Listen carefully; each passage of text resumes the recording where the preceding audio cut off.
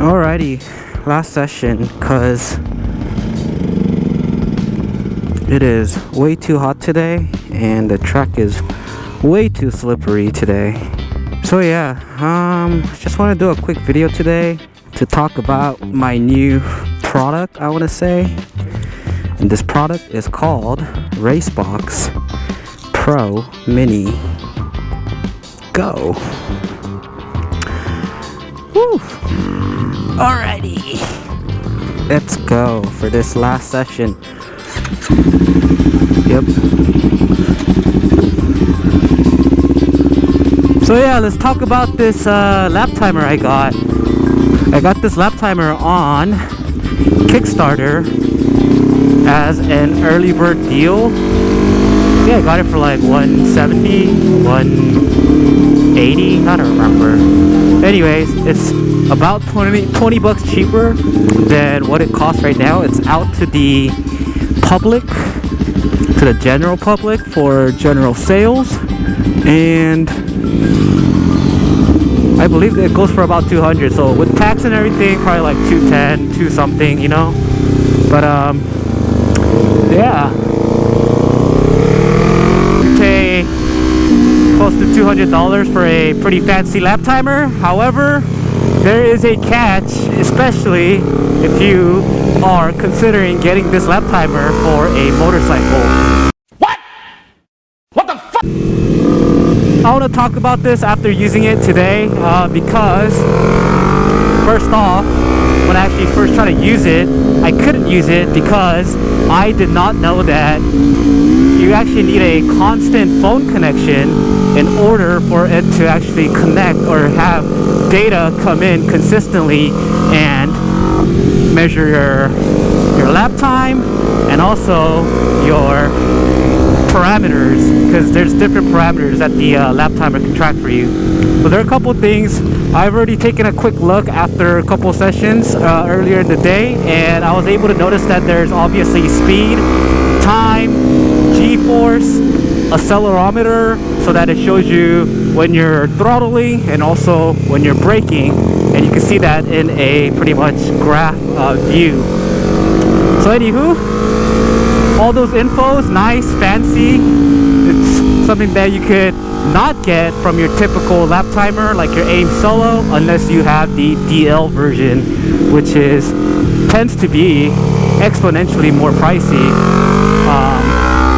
But yeah, to talk about this lap timer, do I recommend it? Yes and no at the same time, because if you see, like right now, this lap timer needs a constant phone connection, and especially if you're on a bike and if you're on a race bike, or if you are racing and plan on using this for racing purposes, kind of doesn't make sense, because one, nobody rides or races with their phone on their bike, right? At least not that I know of.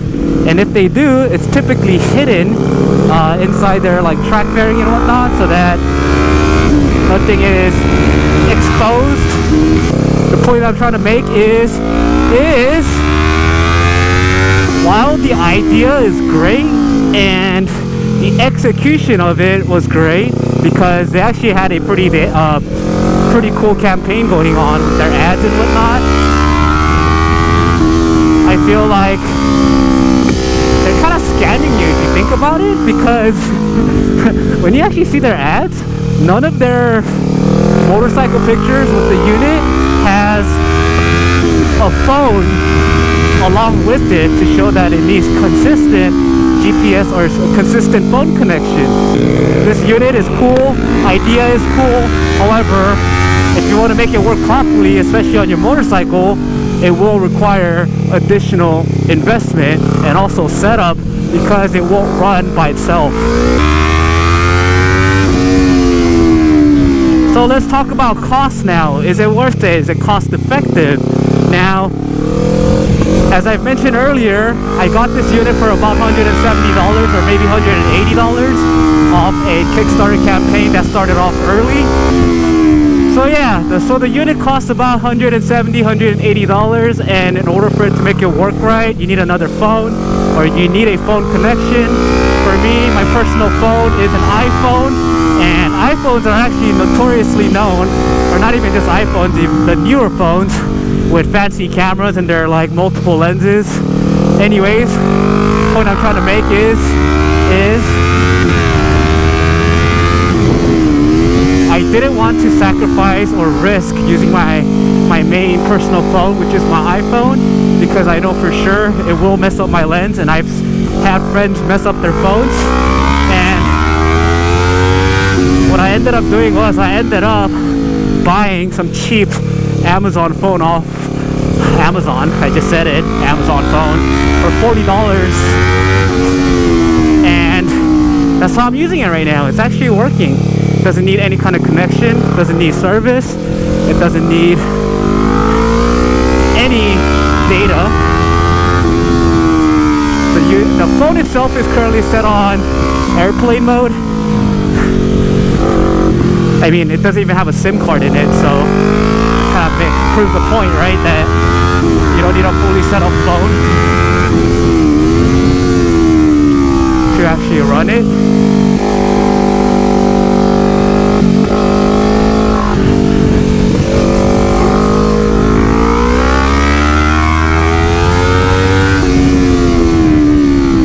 And it seems to be grabbing just the right info, because I am seeing lap time right now, lap after lap.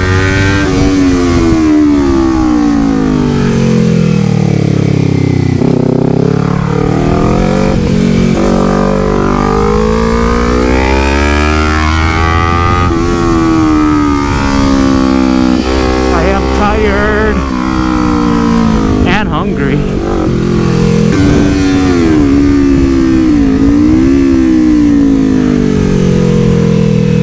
I guess we're done.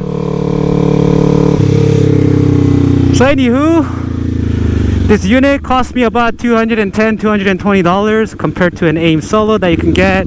Costs way more, typically around the 300s if it's used, 350 for first generation. And yeah, frankly, it's not a bad lap timer if you think about it, considering all the parameters that you get. And even with the phone, you spend about close to $220 at max, I would say. Good deal. Definitely recommended.